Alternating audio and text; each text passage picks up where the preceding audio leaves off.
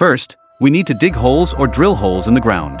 The distance between holes should be determined based on the length of the mesh panels.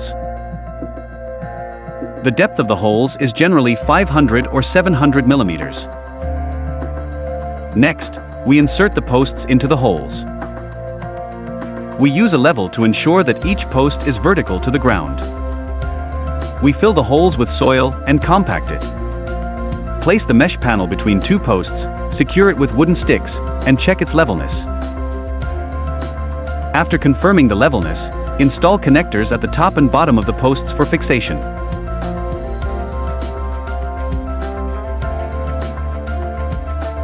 Use the same method to install and secure the remaining mesh panels, and check the overall levelness after installation.